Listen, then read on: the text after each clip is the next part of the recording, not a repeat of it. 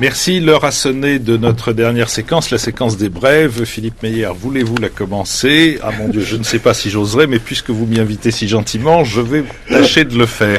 Il s'agit d'inciter nos auditeurs à se porter leur pas au théâtre pour aller y voir l'affaire Dussart, de et par Jacques Bougenot. Philippe Dussart, né en 1947 et mort en 1989, est un peintre contemporain radical, particulièrement radical, puisque sa dernière œuvre, intitulée « Après tout » et exposée à la galerie d'Argenson dans le Marais, était en réalité une sorte d'exposition du néant, puisque dans la galerie d'Argenson, il n'y avait rien.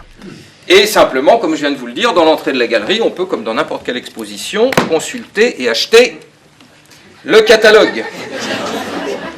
Alors, qui est la seule chose concrète, d'ailleurs, de l'exposition, et qui, lui, en revanche, est un livre on ne peut plus imposant.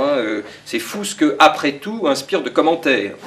Comment est-ce que tout ça est arrivé? C'est ce que Jacques Bougenot décrit avec une abondance de détails, une qualité d'enquête qui est proprement théâtrale, mais là, l'enquête, je dirais l'instruction que Jacques Bougenot mène autour de cette affaire Dussart et la manière dont il la raconte, la manière dont il l'illustre aussi avec quelques-unes des œuvres du peintre, a quelque chose qui est proprement Hitchcockien. Et pour tous ceux qui pensent que le théâtre, c'est beaucoup de surprises et aussi c'est l'endroit où le plaisir de l'acteur et de voir un acteur est porté à son comble, je recommande vraiment l'affaire Dussart de et par Jacques Bougenot. Supposez par exemple que vous êtes invité ce soir-là au vernissage d'Après tout et qu'on vous mette tout à coup en présence de rien.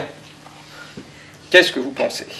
C'est Magritte revisité par un Kafka taoïste.